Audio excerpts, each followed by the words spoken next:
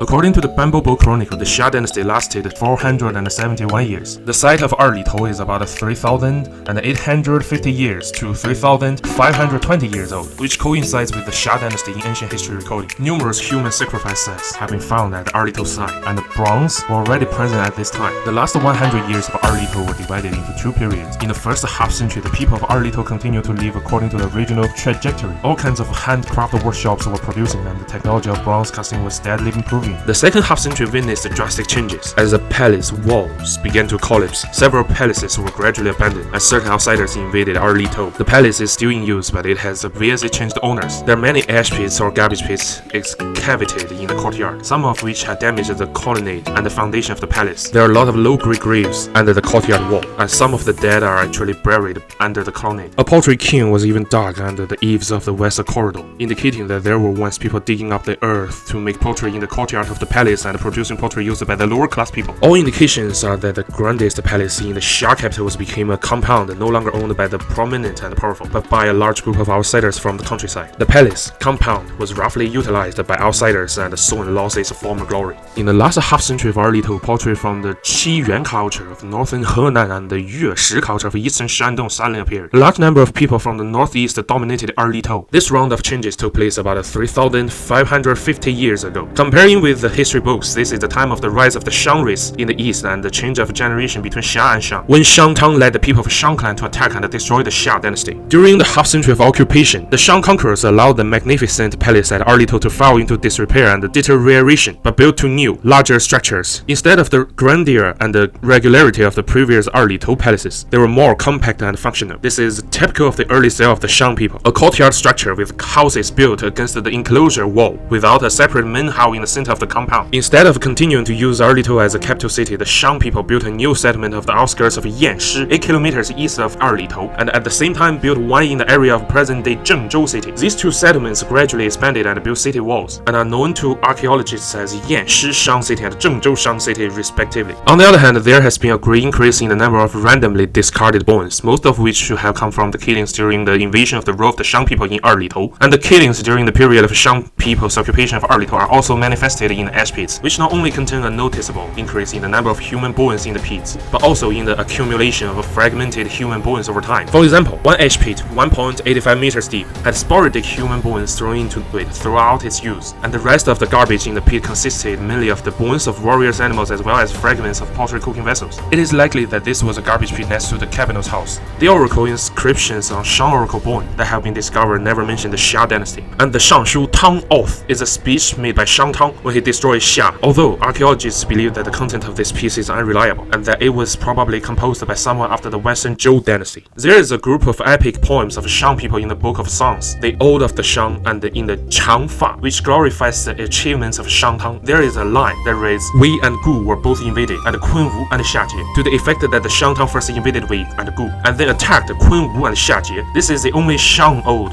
to the great feat of destroying the Xia dynasty. Moreover, the Ode of the Shang in the Book of Songs may not be an original work. After the destruction of the Shang dynasty, the Zhou dynasty partitioned part of the Shang royal family into the state of Song in order to inherit the lineage of the Shang dynasty, but the people of Song initially did not have the Ode of the Shang, and it was the Song noble Zheng Kaofu at the beginning of the spring and autumn period who obtained the 12 odes of the Shang from the Taishi, who was in charge of the music in the Zhou dynasty. The original authorship of this group of odes of Shang is not known, but perhaps the epic poems of the Shang dynasty were received by the Zhou dynasty and preserved for 300 or 400 years before they were handed over to the Song people, during which time the Zhou people probably adapted them with a great deal of discount on their originality. In the credible historical sources, the earliest reference to the Xia dynasty was made by the Zhou people, who destroyed the Shang dynasty. For one thing, the speeches in the Shangshu between the two brothers King Wu of Zhou and the Duke of Zhou often used the Xia dynasty as a historical reference. The Zhou believed that the southern region of Jin was the former land of the Xia dynasty, and the King Cheng, son of King Wu of the Zhou, assigned his younger brother Shu Yu to the state of Jin. He once delivered a speech in which he referred to the region as a wasteland of Xia. King Cheng also said he should rule the natives of the region by using the Xia dynasty political concept of the Xia Zheng. However, no high-ranking cities of the Xia dynasty have been found in southern of Jin in archaeology. Secondly, the Zhou people seem to remember the existence of the ancient city of Erlitou. After King Wu of Zhou destroyed the Shang, he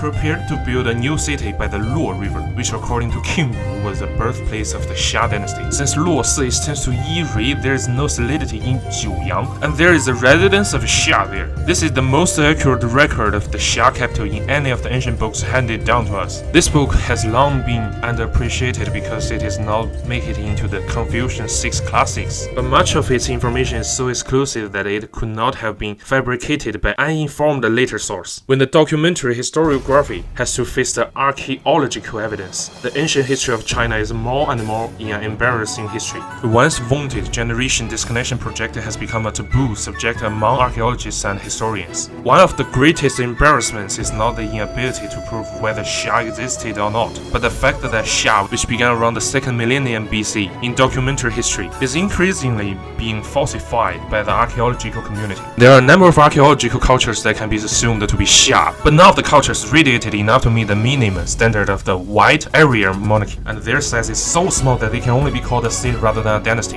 and the time is not right, as most of them predate the Xia in the literature. Early Tao is recognized as the earliest form of a white Aryan kingship state, but according to geological dating, it began to flourish around the 1750 BC. This point in time falls just about midway between the Xia and Shang in the literature, before and after. The greater embarrassment is the Shang Dynasty archaeological discovery. Zhengzhou Shang city and the Yanshi Shang city as a representative of the early Shang archaeological excavations. The age of the Shang Dynasty is only about 100 years later than the time of the establishment of the Shang Dynasty in the literature and history. But one of the problems is, in the earliest documented capital of the Shang Dynasty, that is, the Shangqiu area, so far, simply cannot dig up any of the slightly distant contemporaneous city sites. This problem can be explained by the fact that it has not yet been discovered, but the bigger problem between the archaeological discoveries of the early Shang represented by the Zhengzhou and the Yanshi Shang cities and the late Shang represented by the Yin ruins, the cultural gap between the breaks in the generations is more and more manifested. Significant changes in the style of artifact modeling and ornamentations. This phenomenon was unusual in the ancient times, when beliefs were fused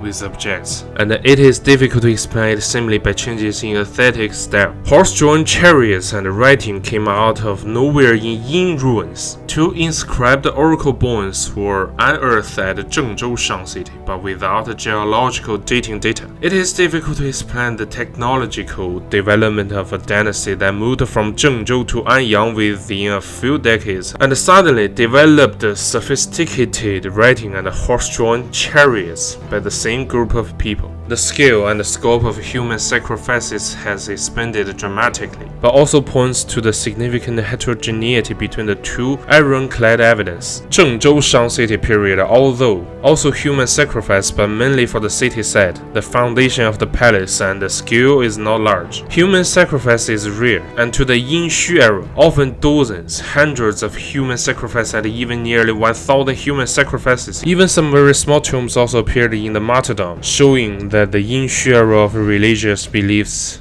have changed dramatically. The core boundaries are significantly different. During the early Shang period at the Zhengzhou Shang city, the southern boundary was the Yangtze River and the western boundary was Guanzhong. In the late Shang period of the Yin Xu ruins, the southern boundary stopped at the center of Henan province. The Guangzhou region basically withdrew, and the culture of the first Zhou dynasty emerged. There is a great contrast between the drastic contraction of the territory and the great martial prowess, prosperous cities, and the culture after the Wuding period. Based on the archaeological discoveries available so far, the earliest historical lineage of the upper past may have been around 1750 BC, nearly 300 years after the demise of the glorious Longshan culture, a group of rice-eating people in the Luoyang Basin established the first white area royal state in East Asia. The main body of this group of people probably from the Jianghan region northward farmers, and then fused with part of the Guanzhong Keshengzhuang second culture crowd, the northern losses plateau of the Shimao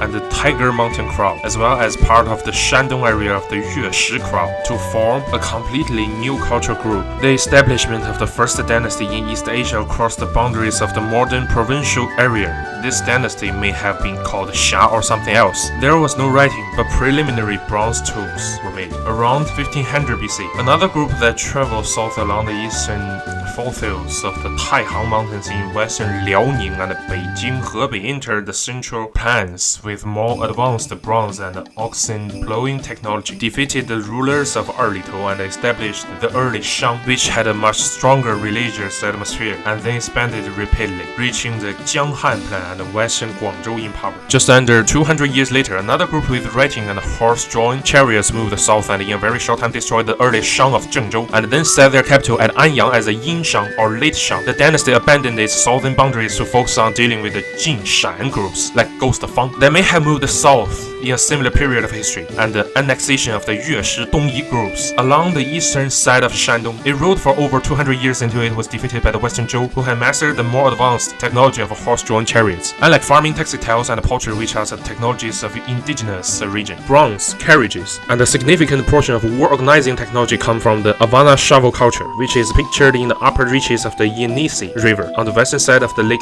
Baikal, and the Andronovo culture, which is pictured along the Altai in Central Asia. North Asia groups influenced by these two cultures echeloned southward to form the ruling or colonizer groups of the upper of the ancient history. Discoveries in molecular anthropology support the view of the Shang and Zhou royal families, all of whom came from northeast and northeast, were not native in the traditional sense.